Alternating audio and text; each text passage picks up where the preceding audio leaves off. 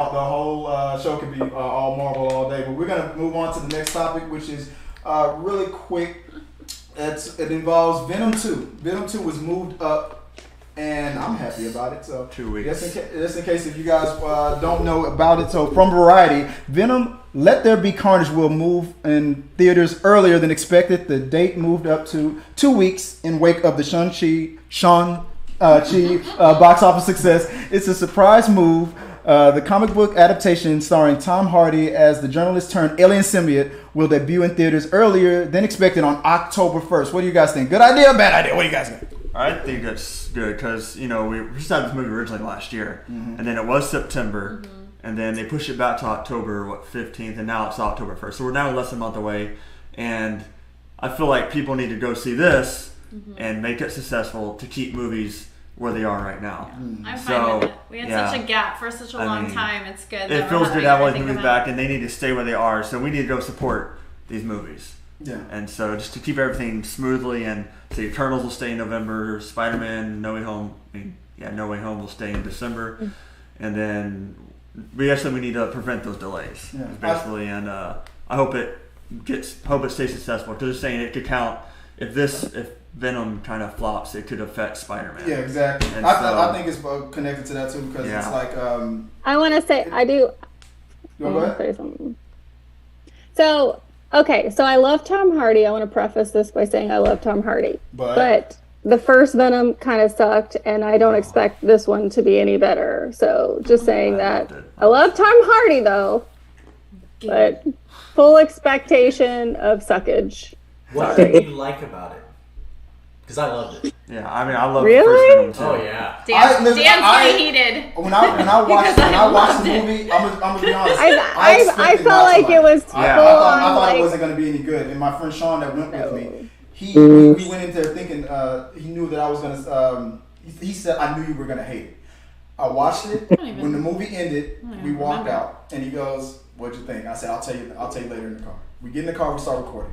And then when I said I loved it, he was shocked. I loved it. I'm not gonna lie. I loved it. I didn't expect to like it. My expectations were low, but I like the direction. It made $800 million in the theaters. It proved that you don't need a Spider-Man to make a successful Spider-Man related movie. But I think the reason I think this is all good news because it proved that the formula of still letting movies come to the theater instead of day and date with Disney Plus. It proves that the theater is still a powerful thing as far as financially. That's all. Yeah. For these kinds of movies. Yeah. I feel like that's why Black Widow should have had the same opportunity. It should have. So they really that's gotten more heated too, but that's a whole nother topic. I'm saying I think Black Widow should have the same opportunity Shang-Chi did. Did you see Venom? No, I didn't. I cannot help with this conversation at all. Well, I loved the first Venom. I went there I was going to be open-minded about it. Yeah. Since I know Sony's kind of, faltered on some characters and made it look bad. But I was like, okay, well, I know their history, but I want to be open-minded about this movie, and I liked it. So I'm feeling good things about the second one too. Awesome. So, what do you think? Good idea or bad idea? What do you think about the news, Jess? I got a love-hate relationship with Venom. The very first movie, because to me, my personal opinion, is not really Venom. Thank you.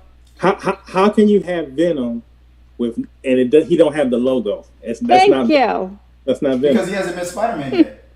No. At this point, like you said, does he even need Spider-Man?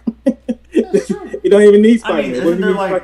I have to feel like there's a faint logo on his chest. Nothing to do Bane. About nothing. It's Bane. It's Bane and a freaking this whole conversation came from what do you think about the date change to people wanting to vent about how awesome or bad. You remote guys, leave us panel Venom lover guys alone. You guys think you're so superior. I'm sorry. We had a history with these characters in the first Venom movie. He was not Venom. He was not historical Marvel Venom. We walked in and they threw some black goo at Tom Hardy and he just rolled with and ate some people. Now we're accusing Tom Hardy. I mean, she has a good point. See, I like the movie, but I'm not like a purist. I don't know much about like Venom's character, right? And so I went into it without doing that. I'm just saying. But I mean, anti-hero that eats heads. Well, I mean, like X-Men, like you know, I knew X-Men's history. And it's like I've always been mad that Gambit wasn't X-Men. So that's something that's always bothered me. But that's because I knew the backstory. If I'd known more of the backstory, then maybe I'd. All I'm just saying is like it's way better than the first Venom that we got. And Spider-Man. Can we all agree on that? Better than the Venom that we got in Spider-Man 3. That was okay, that but was who likes Spider-Man 3? I disagree. Let's be real about that. there's always it what was good about Spider-Man 3? Well, guys, let us know what you guys think about the whole thing. We're gonna obviously the panel thing is it's a heated thing. I like it actually, but it's fun. But look, I'm gonna call it right now. Yeah. In-house panel team, we win. Okay, now moving on to the next topic. It's rigged. Woody Harrelson. That's all I gotta say. Carnage looks amazing. No. He does. Carnage does look amazing. Yeah, Carnage. The costume looks amazing, but I mean that's what they do. They give them good costumes and they throw them out there to do not what they're supposed to. But MCU hasn't been 100% accurate either. Agree to disagree. Chris is right. Let's just agree on that. This is like the MCU hasn't been 100% accurate. Amanda's a timekeeper. All right, let us know what you guys think about the date change, and we'll talk about it maybe on We Got Your Mail. Don't forget, guys, we are streaming. Put it in the box, and we'll talk about it. So until next time, guys. Nobody talk during the outro. Our supporters help make all this content possible, so make sure you check out our Patreon page so you can help us bring you the content you want. Push the pedal to the freaking metal. I'm turned up just like heavy metal. Yo.